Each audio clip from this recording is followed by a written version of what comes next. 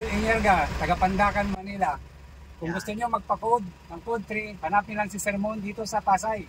Yan. Salamat sir. Sige, magdadrive na to si sir. So ito na po si Sir Pel. Mag-additional to ng code 3. Yun nga po, yung requirements natin sa LTO is yung PDC certificate po. Yan, wala po kasing ibang hinahanap si LTO kundi yung PDC. So ito si Sir Pel, ay ang lisensya niya is 4 years na din po. Qualified na to si Sir. Kaya lang yun, sa bagong code na kasi yung lisensya ni Sir. Hanggang 4, hanggang 3.5 na lang yung pwede niyang imaneho. Kaya yan, mag-additional siya ng code 3. So sa code 3 naman, more than 3.5 po. Yan, ang tindi ng init mga sir. So shout out dyan sa aking mga estudyante na patuloy na nagre-recommenda sa akin. Maraming salamat po. Yung mga gusto rin mag code 8, dapat ang lisensya nyo is 1, 2, 3 na din po. Ito yung unit namin para sa code 8 naman. 20 footer po siya. Yan. Shout out kay Sir Jeremy.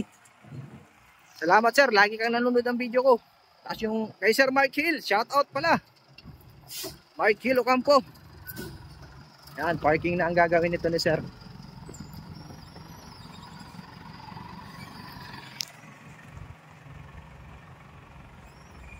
Yan, ang tindi.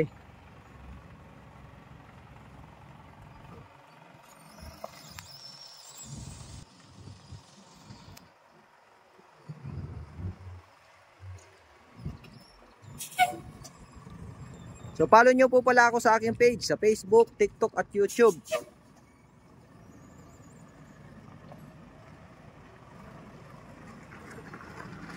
Yan, parallel naman. Search nyo lang po yung PDC by Sir Mon.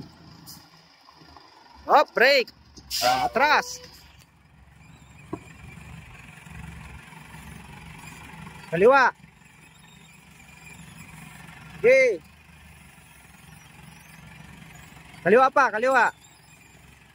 Bawi, kanan.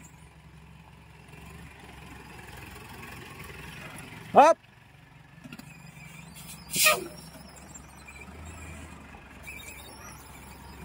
Brake. Yan, ayos.